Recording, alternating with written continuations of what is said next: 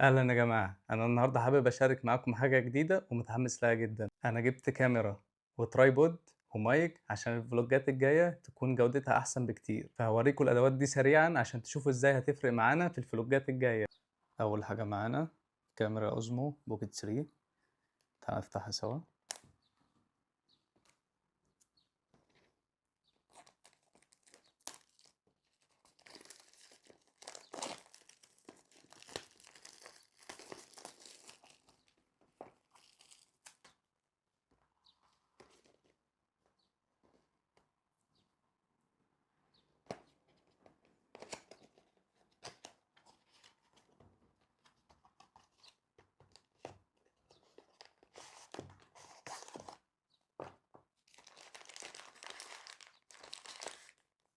دي الكاميرا وده الكفر بتاع الكاميرا.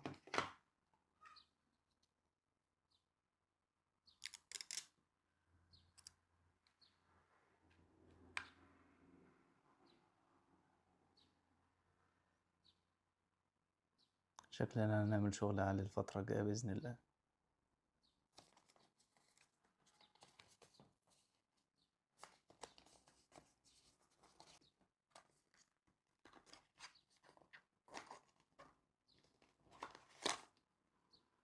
دي الوصلة تايب سي في تايب سي.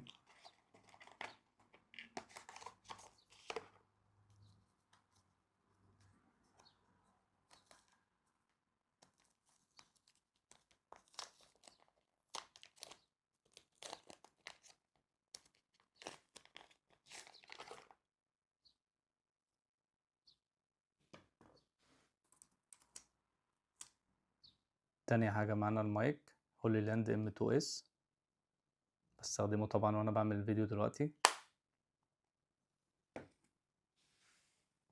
واخر حاجة معانا هي الترايبود، لان انا اغلب الوقت بسافر لوحدي فينفعنا انا كتير. وبعد ما شفتوا الادوات احب اسمع رايكم، تحب الفلوج الجاي يبقى فين؟ هل تحب يبقى جوه مصر؟ ولو جوه مصر يبقى في اي مكان في مصر؟ ولا ايه رايكم نطلع بره مصر ونشوف بلد جديدة تماما؟ ولو تحب الفلوج الجاي يبقى بره مصر عرفني تحب يبقى في اي بلد. اكتبوا لي اقتراحاتكم ومستنى اشوف تعليقاتكم، وانتظروني في الفلوج الجاي.